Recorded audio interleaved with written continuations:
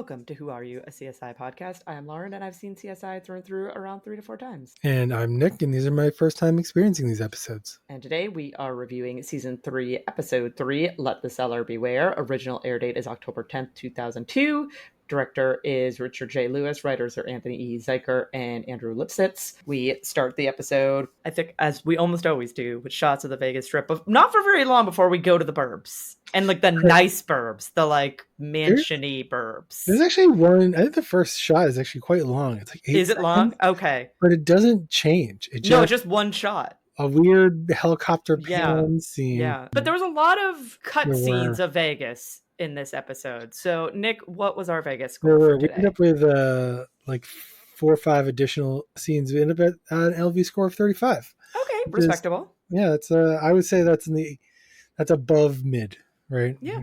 I mean, mathematically and sort of statistically. Yeah, I say that's pretty good. Yeah. Okay. All right. So we go to the burbs. Again, very nice burbs, mansions, gigantic houses. We go to a couple arriving at one of the mansions. They get into the house via the lockbox. They have like the code to the lockbox. So we are to assume that this house is for sale. Yep. So for those who've never bought a house before, locks outside? No.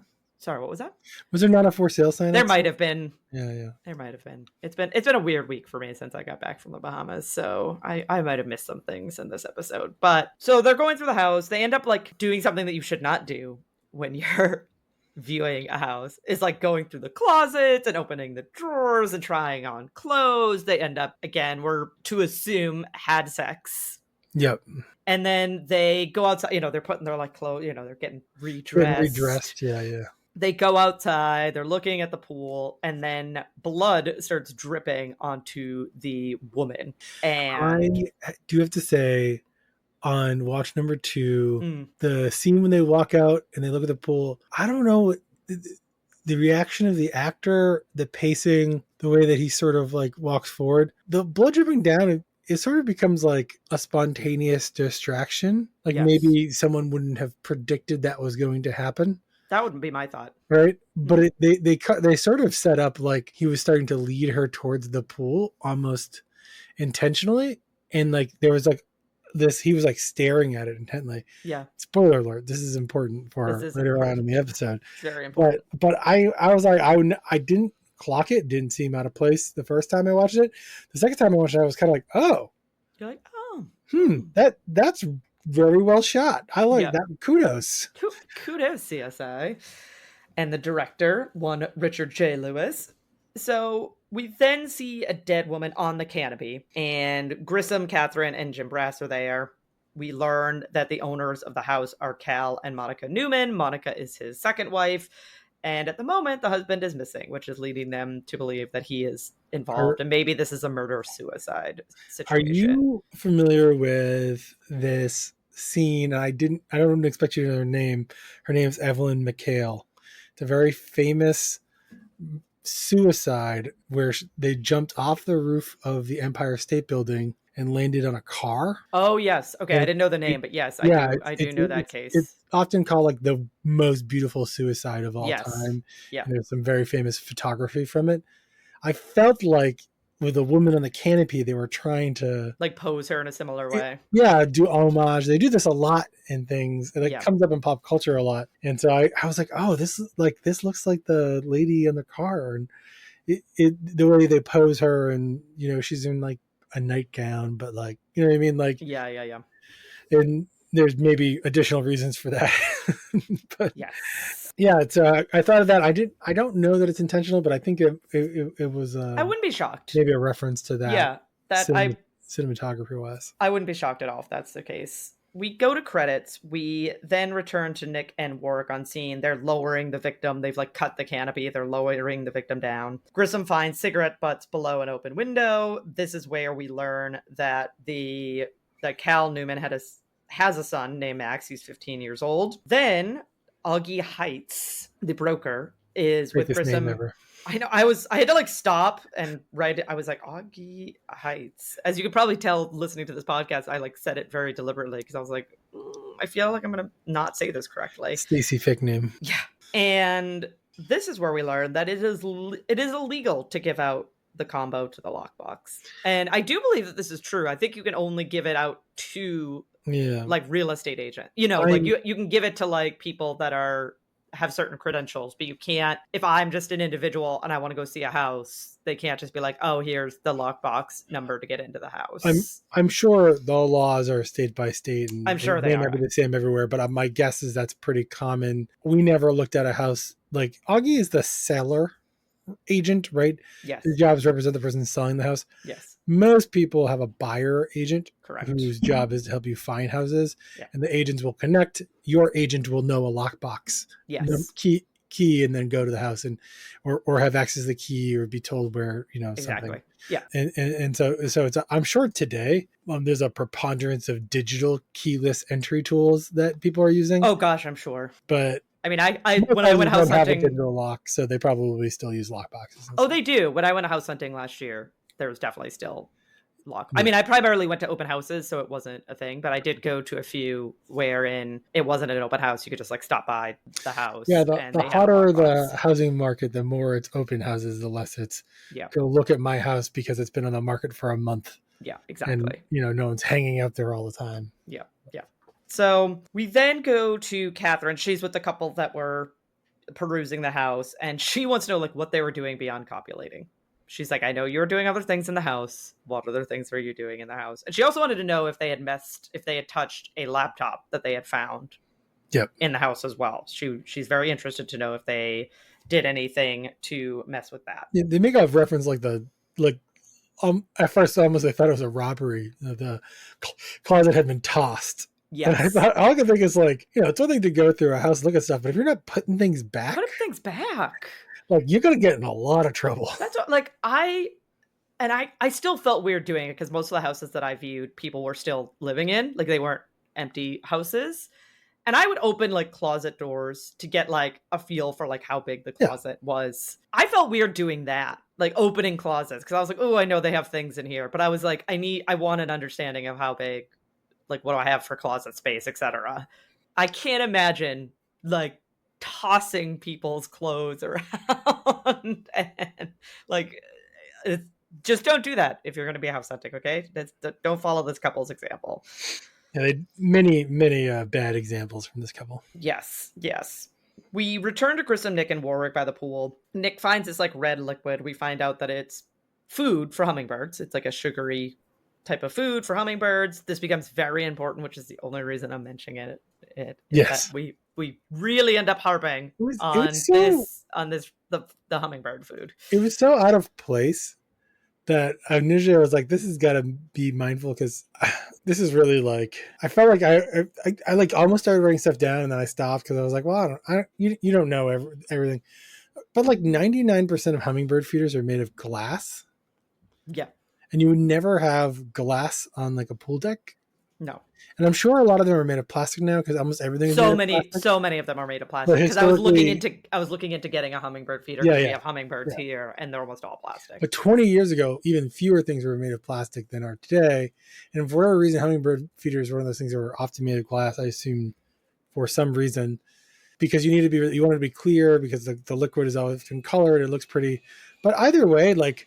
What a terrible place would be to put a hummingbird feeder would be like on the pool deck. Right. You were like on the edge, like where the chairs are, where people are sitting, because like you want it on the edge of the woods where the animals are, not in the middle of your house. I was like, they must need this hummingbird feeder to be here for some reason. Yes. And they spoiler alert, they do. Then Sarah arrives and we learned that she was paged 2 hours ago, but she gets a solo case. So she's immediately sent out. Why he couldn't have just called her and said, go to this place instead of coming to this crime scene and then sending her to an entirely different crime scene. I don't know. So we could have this scene where I know. But also like I can't continue with, I don't know what the policy is at Las Vegas CSI, but Grissom is potentially the worst boss in the world. We've had some pretty cases. We have many examples. If you could do that other case with one person, did you need 4 people here? Right. Did you need all 4 of you? And Grissom, by the way, handling evidence again, not afraid that he might have to take the stand in this one. No, he's fine. He handled his time himself. He handled his time on the stand well. Yeah. So he can't discount himself, right? Yeah. I figure because of like filming and pacing and the way that scripts are, nobody mentions the hearing thing for Grissom. It doesn't really play a role in this episode. That this was likely written kind of in a vacuum and is sort of like a filler, and we'll have more storyline episodes later. But you could make a defense.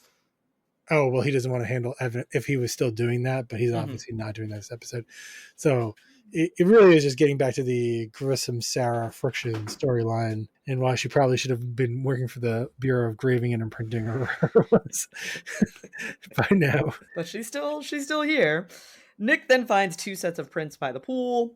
Warwick walks over. The husband left everything behind, like clothes, wallet. Like, this is very strange. Keys, which is important because he didn't leave and go somewhere else. Right. This leads Grissom to ponder, was the pool cleared? And Nick's like, yep, nope, it was cleared. And Grissom's like, does it look? Because they pan to the water and it's very murky. It's very cloudy. And so Warwick and Nick do a game of rock, paper, scissors to find out who's going to go in the pool. Nick goes in the pool, goes in, no gear. Yeah. Just not even goggles. Literally just takes his shirt off, which gratuitous Nick taking his shirt off scene, and jumps into the. Let's stop with the fact that you are explicitly interested in locating a body right now. Yes, that's what we mean by clearing the pool. Is the husband in the water? That opaque water, nasty enough for the person doing. But also, Nick, you are going to contaminate the F out of whatever's in that pool. Like, your whole person is in that water now. Yep. So, yeah, definitely Hollywood moment.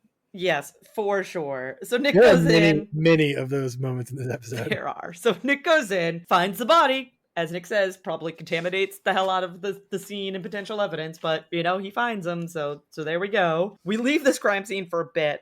Sarah's with Lockwood. They're at I put football field, and then I realized later it's a soccer field. They're at a soccer field. Yeah, there's probably a single I think it's both. field for both. Yeah. And we learn that the victim is Mandy Kirk. She's a senior. She's 17. I was going to say 72. 17 years old. And at this point, they're wondering, is this a wild animal attack? She has like these horrible gouges across her chest. Like, so they're really wide and deep. Yeah. So they were like, wow, was she mauled by, a mountain lion or something of that nature? We quickly find out what actually happened because we go to Sarah with David at autopsy. She bled out. Like, that's not a surprise. But what is a bit of a surprise, teeth marks are human. Yep. The daisies. Yeah, it's, which I'm not even sure how at that point he's gotten, he must have taken impressions that we didn't see because there was so much blood. There's so much blood. And it's like, so hard to see. And then we learned something else really important. I'm not stealing your thunder. No, go ahead. That she has E. coli. She does have E. coli. Yeah. Which is, I just wrote down in my notebook as one word. E. coli. No context. They have a whole conversation about wisdom teeth and age. She asked, the age of the attacker because I wrote that down, and then because I made a note that I get age of the attacker, which they don't lean on this other than to say like later on they're like, oh, did so and so's wisdom teeth come in or whatever? Yes, but like also wisdom teeth, the most removed teeth in a person's mouth. Also that, and I only have 3. Yeah, and I know other people, and I know other people that have less. Yeah, like, I have none because they grew sidewards, and then they were like, "Yeah, those are coming out." Oh no! I mean, like you never got one. I never got one. I only grew 3 of them, and I still have them. They need to get taken out, but I only have 3. So like, if I bit on the side that one never developed, you'd be like, "Oh yeah, she's like 16 to 20." No, I'm not. Yeah, it's like if there were wisdom teeth there, you would be able to say things like, oh, our attacker has wisdom teeth, so they have had them taken out, or they are younger, but they don't have wisdom teeth, and it's like, well, then you still have those 2 age groups, right? They have the people who they haven't grown in, but at almost any age, because my wisdom teeth never came out of my gums. I don't know. They were they were impacted. Have them dug out. Yeah, one coming even through the roof of my mouth. The dentist was like, "Does this hurt?" I was like, "No." He's like, well, it will one day. it's gonna. here's a doctor to go see. You're having surgery. This is not a dental thing. Oh my. But yeah, and it was just weird. Like they spent a lot of time on this wisdom teeth thing. They do. And then at the end of the day, it doesn't matter because they just have teeth impressions, which are pretty unique to an individual. The E. coli plays a much bigger role. Yeah. Than the wisdom teeth do in this case. I got great notes about, actually not really about E. coli, but it's involvement later on. Okay, all We return to the other crime scene. Nick and Warwick are vacuuming the pool. Nick is very upset that Sarah got a solo case. Like, he harps on this multiple times during this episode. He's very upset that Sarah has a solo case.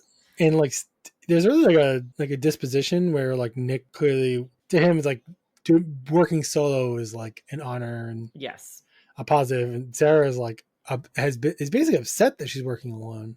Yeah, she doesn't seem thrilled about this, and we'll end the episode with part of why she's not happy about this. Yeah, she'd prefer to work with someone else, specific someone else. Yes. So we then meet Cal's son and ex-wife. They're talking with Catherine. They want to get in the house. Catherine then asks Miss Newman to ID the body. We go to Cal's son not look like the spitting image of a 2000s teenager. Yes. Oh, 100%. Spiked. Yep. California kid. PacSun representation right here. No, 100%. I had to do a do I know this person, and then I just realized I just know him from this episode. Like he is in quite a few things. Like he does have a decent repertoire, but I looked and I was like, I haven't watched any of these things. I don't have any spot the guest stars this episode. I don't either. So there we go. Grissom is in the pool. Jim Brass is standing outside the pool. We learn that the victim has been in the pool less than 12 hours, which seems to fit the timeline from his secretary. And there's this like vortex in the pool, and there's this cover that's there that's supposed to like prevent your like hand.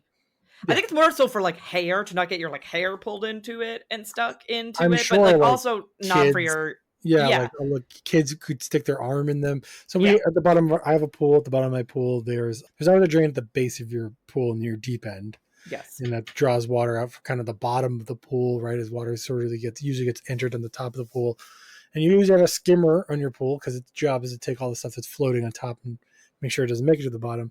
But yeah, that thing at the bottom has a big cover over it and usually has sort of like a special valve on the inside. Yeah. And yeah, it's a safety thing, but obviously you want it to be mixing the water at the bottom of your pool and drawing it in. So I'm sure they make all sorts of weird things for it. Yeah. The ex-wife walks over. She confirms that the body in the pool is Cal. Then we have Archie going through a virtual tour of the house. Catherine walks in and we learn, and I don't think this ends up mattering, but we learn that a sculpture is missing from the house. There's a sculpture on the, on the, like a dresser, and it's in the virtual tour, but it's not in the crime scene photos. They find it later on in someone else's apartment. I thought. No, they don't. No? Mm-mm. No. Maybe I was just assuming they were going to find it somewhere. Yeah. I don't know. It doesn't. It sort of comes up again, but there's no. I feel like this might be a missing scene sort of situation. That like they maybe filmed a scene about this and then just never. It just didn't make the cut. There is a general like notion of internet is scary in the scene. Yes. People are putting their privacy online. 3D house tours are so common today. Oh lordy. Zillow and Redfin are all about your. Yes, it is. I didn't do a virtual tour of my house. I just had pictures. But even if you just had pictures, like you still see all the same stuff. Yeah. It's not necessarily a video or whatever. Yeah. Also, great magical zoom in and enhance powers in this episode for photographs. There definitely are. They do a lot of stuff that even ChatGPT wish it could do. Yeah, I was like, I'm not sure about this. So we then go to Sarah and Lockwood again. We learn that the victim, Mandy, was a soccer bunny to a soccer player named Chuck Darwell. And we learned that Chuck was rushed to the hospital, and Sarah's pretty sure she knows why he was rushed to the hospital. But we don't immediately go there. We go to Grissom with Doc Robbins. We learn that Cal drowned, but the injury to his hand was post-mortem. So it wasn't like, he was swimming, his hand got, pulled into the vortex, and then he drowned because he couldn't get out. The hand was post-mortem, but he also has friction burns on his chest. He has broken ribs. Like, it seems like he went through the ringer before he died. What's interesting is this whole like vortex thing seems to basically be irrelevant. Like he wasn't intentionally sucked into the vortex. It just happened to have happened. I think it's yes, that. And I also think, I think the killer made it seem like that's what happened, but I also think that it acts as a red herring to like point to somebody else later in the episode. I think it's an important part of the episode. Like, important part of like there's always like little threads, and like Yes. you got to follow them and eliminate suspects, right? Yeah. So like I'm not saying that they're like misleading us necessarily. This is like kind of bog standard, but they spent a lot of time on it really early, Yes. and then it's like okay, I guess that way there wasn't that important, and they sort of tell you early on, right? Because in the autopsy, you know right away that like that wasn't part of the murder. That was just a thing that had happened. Yeah. Yeah. Yeah. Yeah. So we also learn that there's no evidence that the wife was sexually assaulted, but they still sent a kit to DNA, and she has like a recoil bruise on her hand, but it's Grissom postulates that this wasn't like her willingly shooting herself because of like where the bruise is. It's like somebody held the gun in her hand and then fired it. I spent most of like the second watch through being like, why do they drown the husband? To then just shoot, you know what I mean? Yeah, because we never get the storyline of wife finds her husband dead from an accidental drowning, and she's so distraught that she kills herself. No, they never even attempt because that's the only like, why would you stage it that way other than to tell that story? But we never are told that story. Yeah, they dismiss suicide almost immediately because women are incapable of committing suicide. Well, in their mind. No. They don't say that. They say that women prefer using pills, which is true. Yeah. Like some women do shoot themselves. That's, it's not a 0% thing. Like another time Grissom was like, well, she didn't shoot. Like he's very dismissive of it. Yeah. But you're right. They never really follow that. No, they never follow that. I don't remember with a gun. They may have talked about it. I don't remember if the gun was even theirs. It is. It was found next to her body. Oh, okay. So at least they used a weapon that was in the house to make it look like maybe it was suicide, I guess. Yeah. We then go to a video of the wife in the pool, and she's, like, oh, come and join in the water with me.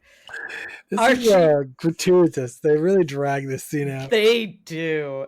Archie, Catherine, and Nick are there. The video then cuts to a personal video of her, undressing. Nick has to say blam twice. He's like, blam, blam. And then they identify a guy in the background, the broker. Yeah, which... Did you okay, spoiler alert, it's a cutout of the broker. It's not actually the broker there. Did you call it the first time watching it that it was a cutout? No, but I was like, why is he standing like that? Yeah, like he was like standing with like his arms like crossed while she's doing this like thing, like like the sexy like ooh, disappointed with her the camera. I didn't think about cardboard cutouts at all, but on the second watch there, I was like, how come they didn't like watch what he was? They didn't watch him, no, because they would have given it away. That they would have given it away. Remote and never blinked. Yeah. We pop away from the storyline for a bit. We go to Sarah and Lockwood at the hospital with Chuck and his father.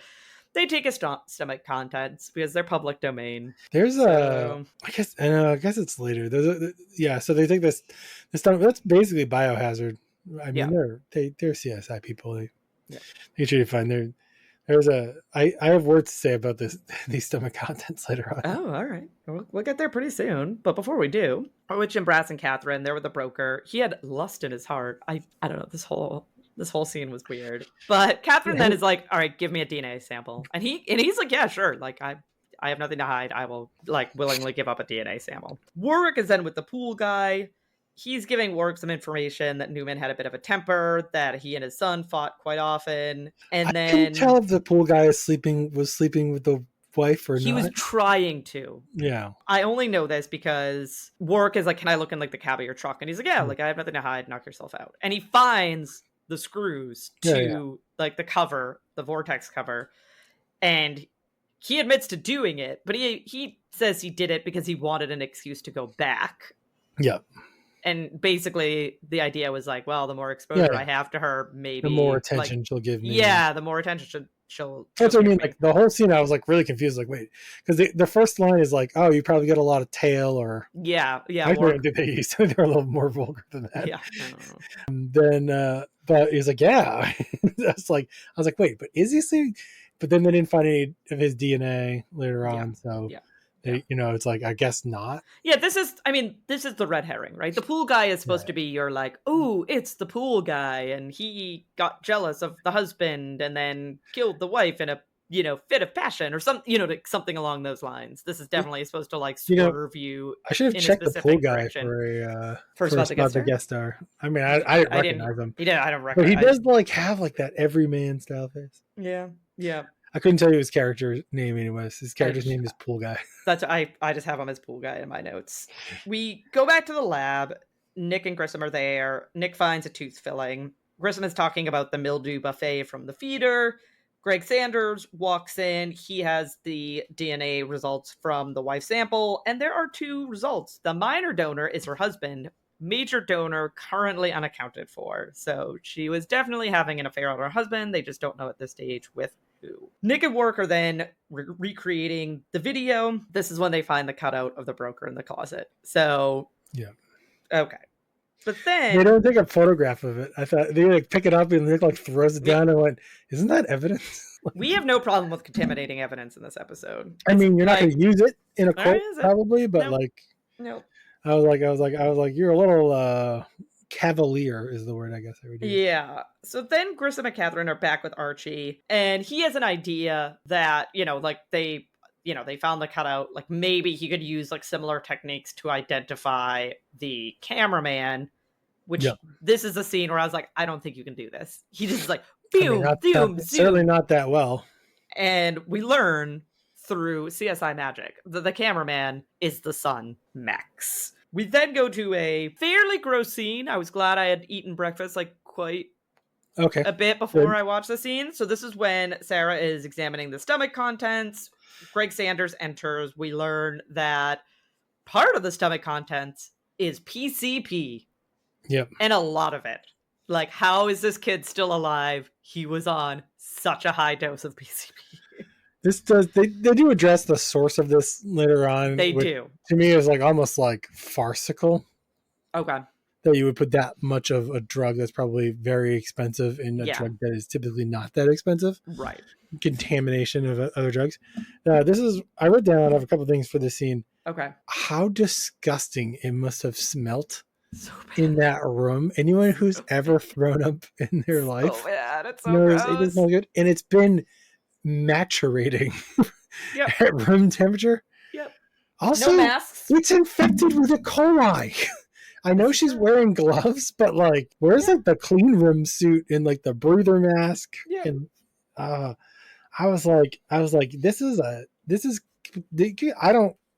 an epidemiologist. I'm sure. I don't think E. coli is spreading aerosolly, but like, I would be definitely taking more precautions.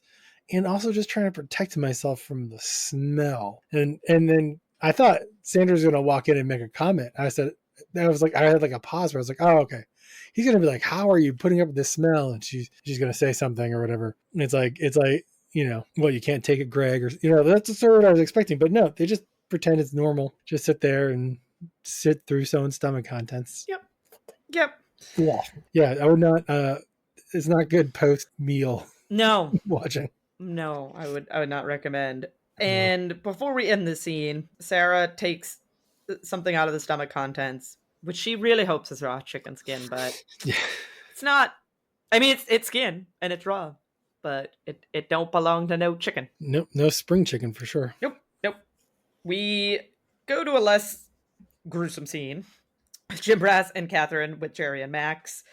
And this is where they show them pictures of Max with the stepmom, like very compromising pictures. I had this note in my notes, and I think it's this scene, but it may have been earlier. I don't know, when they're interviewing the son. There's some point where he goes, "Can I plead the fifth?" This is right here. They show the pictures, and he goes, "Can I plead the fifth?" They just steamroll through that comment and keep asking him questions. Yes, they do. They think they're accusing him of a crime. They haven't arrested him. They haven't read him his rights. Nope. And I went, I don't care if this kid did it or not. He's not going to jail. Right. You can't literally tell the cops you're pleading the fifth and then have them not read you your rights or provide you representation. Like, Who cares? Like, I mean, it's played for like his ignorance and he did something wrong. Yeah. Or he at least realizes he shouldn't have done the things he's done. Right. Whether it's legal or ethical Yeah. I'm not. That's not what this scene's about. But just the way they just kept going. He's like, can I plead the fifth? They're just like, please tell us more information. Yeah.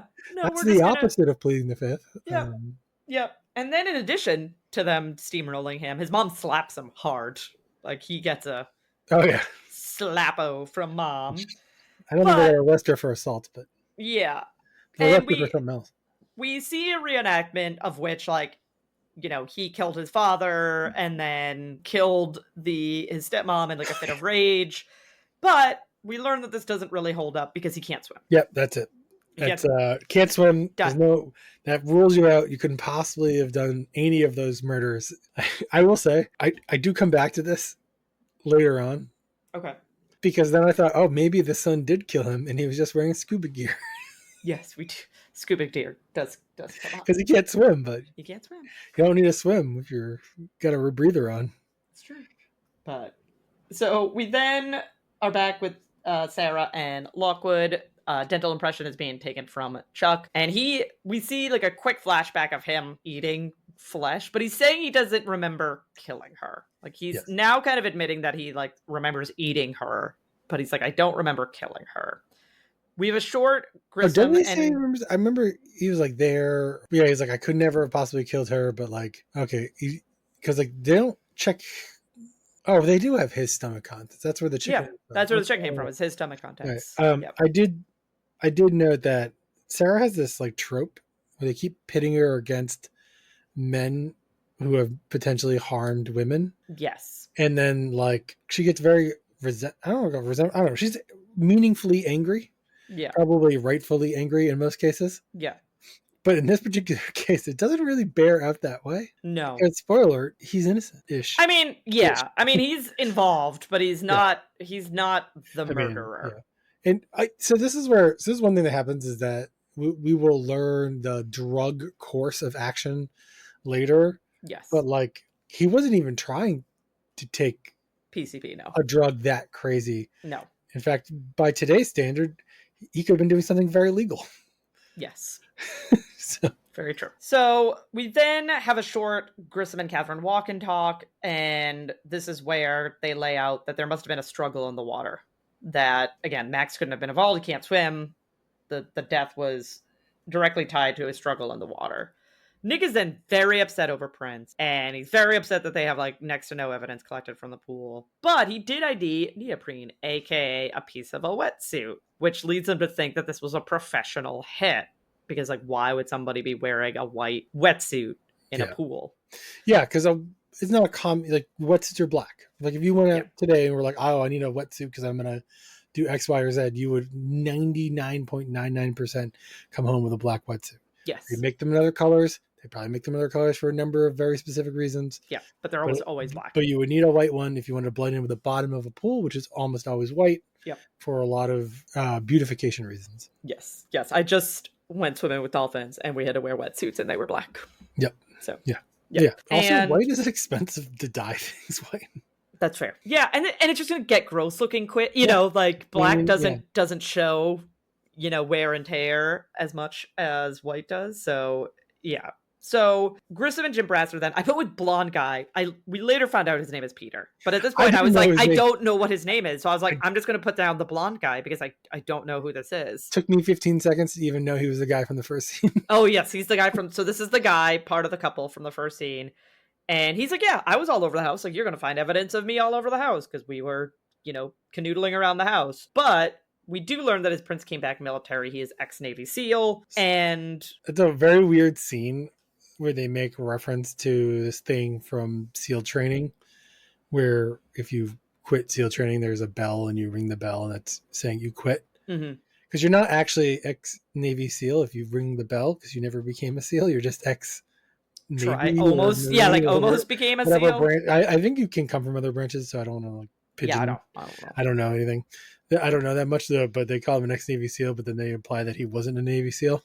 Yeah. But a lot of that is really just to impugn his character, right? For the audience being like, here's a guy who doesn't have, they say, you don't have the character for it. Yes. In other words, you're Yeah, not a good guy. he had the physical qualifications. He didn't have the mental qualifications to be a Navy SEAL. We also learned that he has a Scandinavian name, which again comes back up later because otherwise I would mention it. Yeah, I think you're supposed to believe that Grissom already has an idea at this point. Yes. Grissom definitely is brewing up what he thinks maybe is going on here. We're then with Sarah. She's with the dental impressions and the wound. She's trying to do a matchy. Greg Sanders walks up, but she does not have a match. Like the Chuck's teeth do not match the wounds on the rib. Grissom then finds Greg Sanders in the locker room, and we learn that Greg Sanders is at least part Norwegian and is asked to take off his shoes and socks so that Grissom can run an experiment on him, but Grissom doesn't tell him what experiment it is. So this is like another, like, you're really abusing your power here, also, Grissom, in like very uncomfortable ways. Like, Greg, Yeah? I need you to take off your shoes and socks. See, now we're getting into this whole strip forensics thing, and I'm not so sure I can hang with that, even if you are my boss. you should be fired. I'm sorry, Grissom. Like, this is so uncomfortable. You cannot do this to another You human cannot being. do this. Certainly not without his consent.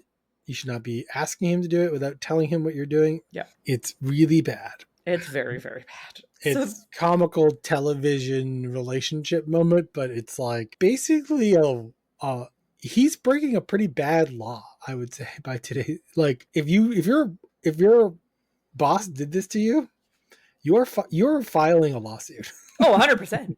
Like, 100% you are. And so then we go to Sarah and Lockwood back at the high school. Another student is sick, a Nicole Exmoor, and we go to the lockers with Nicole. This is where we learn that her and Chuck were smoking weed, which was laced with PCP. Evidently doused in PCP with like how high of a dose. Yeah, they were like how high it was in his thing. Yeah, So, supposedly laced with PCP, but evidently doused in PCP. so to like close this, well, actually, let's get to the end of this scene because Yeah, so we see the reenactment of the murder, and Nicole theorizes that, you know, in her kind of drug-addled state, that she wanted to be her. So the idea, I think, is like she basically was consuming her so that she could then become her. And in her PCP brain, this made total sense. Yeah, and they talked earlier about how it's like the out-of-body experience, right? So she talks about like disassociation, feeling like she's watching this happen instead of doing it. Yeah. So they're going to assign her a person. They're going to arrest her, all that 9 yards. Yep. I don't know enough law to comment, but I think about sometimes like what I would think if I were on a jury. And if a person was like, here's the thing, if you're taking drug A and somebody has laced it with drug B, there's really no difference between you're saying I'm drinking my coffee and somebody put PCP in my coffee, right? Right. And all I did was intend to drink coffee. Yeah. You are in a out of state mind that you're probably not really responsible for your actions. Right. And you did not choose to enter that state of mind. No. You are basically forced into that state of mind by another individual. Mm-hmm. I don't know that I'm ever convicting her of murder here. Fair.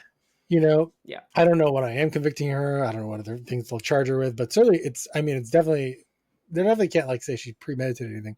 So whatever they go with, or manslaughter or whatever, but like she basically has an insanity. Yeah, I would imagine that they would the charge would probably be manslaughter. Yeah. Right, because it wasn't that she willingly killed this other person, right? Like, had she chosen to take PCP and then killed somebody, I would go like second-degree murder. Probably. She would be responsible. Yeah, but because she was, drugged. Like imagine like you're a designated driver at a bar and somebody laces your drink and you go home and you get in a drunk driving accident. Right? Yeah. It's like I did not intend to drive intoxicated, and I probably wasn't even intoxicated when I left the bar or under the influence of whatever, and then you got in a situation. It's like you were basically like the responsible party is the person who drugged you. So it's like, I don't know what the laws are like. There might be precedent on this. There might be rules for this. Yeah. Who knows how this gets settled? But from like a case standpoint, it's kind of like, but the same is going to be true whether it was her or him. Yes. Right. And it's like neither of them are really responsible for their actions in this situation, and they don't really talk about it. No, we definitely we actually wrap up the scene with like a dare slogan. Sarah's like, "Oh, remind me of this when someone says that experimenting with drugs is harmless." And I was like, "Thanks, dare program leader Sarah." I'm gonna really quickly Google, is pot legal in Nevada these days? Oh yeah, I don't know. It is here. Yeah, since 2017. Okay. So That seems about right. So yeah, today what he's doing wouldn't even be considered an illegal drug. Illegal. Yeah.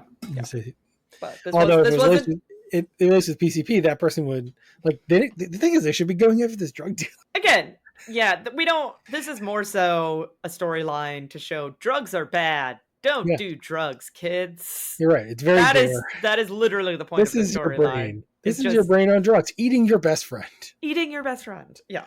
I was gonna say the E. coli for her friend. There's like a whole thing, or like they realize she has E. coli, and when they're talking to her in the bathroom, I was like, if this is her best friend, they could have just eaten the same burgers. It's not her best friend. She calls her best friend in that scene. Does she call her best friend? Yeah. Oh, okay. It's been a weird week. A good friend or something like that. And I was like, so they could have just been like hanging out. Yeah. Eating burgers together. Yeah. But that's not what happened. We then, understandably, have Greg Sanders storming into Grissom's office because his left foot has dermatitis, because the experiment was to see if the mildew would develop this dermatitis, because it is common in people of Scandinavian descent to have this reaction to this type of mildew. And Greg's mom is Scandinavian. Yes. So we then have Grissom back with Peter. He has a warrant to see his feet. And crazy enough, his feet have the rash and they're size 12, which is one of the sizes of prints that Nick lifted by the pool. So this is where we get, so this is where we get the reenactment of the actual murder of him, like in the suit, waiting in the pool, ambushes the husband. There's a struggle, kills him, and then goes inside the house and kills the wife. And he's like, yeah, okay, but now you have to convince a jury that I just like killed two random people for no reason. And he's like, oh, and Grissom's like, don't worry, 6 degrees of separation. Like we're gonna connect you, and there's only 1 degree of separation between you and the victims. This transitions us to Catherine with Jerry. She's asking her about San Diego. She's kind of like, the ex-wife is kind of playing it off. And then, oh, look at that. She's also selling her house. So she also has a virtual tour online. Yes. And this virtual tour includes a picture of her and Peter. Well, I don't know if you know, her son is very good at taking videos. Very good at taking videos. So the picture with her and Peter was enough to get access to Peter's financial information, and it shows that she was co-signing a loan for him, basically like giving him her house, her current house, because she was going to get her ex-husband's money. So the pay for the hit was like her house, basically. This is, by the way, the most egregious digital movie magic, because they had like a shot, we're thinking like old school 3 megapixel camera at best. Yeah. And they're like, there is a slanted picture on a bookshelf that takes up maybe like sub 5% of the screen. Yeah. And then they blow it up and they resolve it. And my favorite part when they do this is the people's faces are still a little pixelated. Yes. Like they're still so they've gone from like a blurry photo where you couldn't see anything, and they've zoomed it in enhanced. Yeah. And it's still a little digital, but like it's so clearly them. I was like, you just went from 3 megapixels to 300 megapixels somehow. Yep. So that wraps up that storyline. We then have Sarah stopping by Grissom's office. Sorry, there's so many scenes with her and Greg Sanders in this episode that I'm getting befuddled. But she stops by Grissom's office, and this is where she calls him out, as she should. She's like, look, you told me to get a life. I went and I got a life. And then on my day off, you expect me to be there at a moment's notice, and that is very confusing. Like, I don't know what you want me to do. You're telling me one thing, but then you're expecting another thing. And as he goes up to, like, I think possibly respond to her, she's already walked off. She's left. She's dormant. Yeah, she left. And that's... You would have heard her, Yeah, that's true. And that's the end of the episode. So, Nick, what did you think about today's episode? It's funny. It does not age well. It gets, every time, first watch, the second watch through, I definitely like lowered my opinion, and even just reviewing it, I was almost like, oh, I don't know, maybe. So, but I did write down a a play, not a skip, but I only gave it 2.5 ratings. Can't even read my own writing. So it's not great. The thing is, like, there's a lot of this episode that's fine. There's just a lot of weird stuff in this episode. And we didn't talk about, there was when they had like the DNA and there was like 2 sets of chromosomes or whatever, they show this like piece of paper and it's like, it lists out the chromosomes and they're all X chromosomes. So there's not even male DNA. It's supposed to be the semen. There's a scene with Nick and Warwick where Warwick tells Nick to get his panties in a bunch. I was like, oh, that's not a good phrase for today. So it's just, there's a bunch of weird things in the writing in this episode that I was just like, I'm not saying like, I don't think I would ever rewatch this episode. And if you miss this episode, it probably wouldn't hurt your viewing of the season. Yeah. So I think my rating for this episode is a 3 out of 5. And I say that this with the caveat of this is like a fun episode to watch if you don't think too hard about it. Yeah. Like there's parts of this episode that's kind of fun. Yeah, it moves fast. Like my first watch through, I was like, oh wow, the episode's already over. Like it just like kind of keeps you moving and it like transitions well between the 2 different crime scenes and you're like, oh, okay, yeah. Yeah. I can't give it a skip because like the first time I watched it, I didn't think it was that bad. Yeah. But definitely don't rewatch it. No. Yes. I think same. I would give it a play. Like it definitely wouldn't be like, oh yeah, you have to. I definitely think, as you said, it's a standalone episode. It doesn't, I think the only thing that ties it to other episodes is Sarah at the end saying, hey, you told me to get a life. I went and I got a life. And now you're expecting me to like at a moment's notice be here on my day off. Like that's what do you want from me, basically? But beyond that, it's very much a standalone. They don't have this down. I guess it's not really a callback. They didn't call back to it. But this isn't the first time she's coming in her day off. Right. She willingly came in her day off sort of happy about it in an earlier season. And so I think a good thing to point out is like she is getting a life. And now it does bother her because her life is more than her work. Right. And the real motivator for, I alluded to this, the real motivator for coming back to work is Grissom, right? And the tension, and the fact that she was sent off on her own and didn't get to spend the time with him, right, really doubled down on not making it good for her. Yeah. No, I agree entirely. But yeah, I give this a play. It's a fun episode to watch. Don't think too hard about it. Like once you start like diving into it, you're like, oh, this isn't great. But it's a fun episode if you just like just watch it without an acute lens to it. But we'll see what we rate our next episode when we return next week with season 3, episode 4, A Little Murder. In the meantime, a little murder, like a little murder, or just like a little bit of murder. A little murder. You'll find out why it's called. You'll find out why it's called A Little Murder. I really hope it's not. Well, we're gonna find out. We're gonna find out.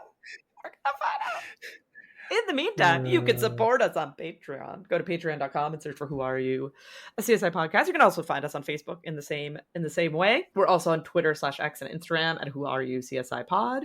You can email us at whoareyoucsipod@gmail.com, and you can also find us at whoareyoucsipod.com. So otherwise, we'll talk to you next week. No spoilers. No spoilers.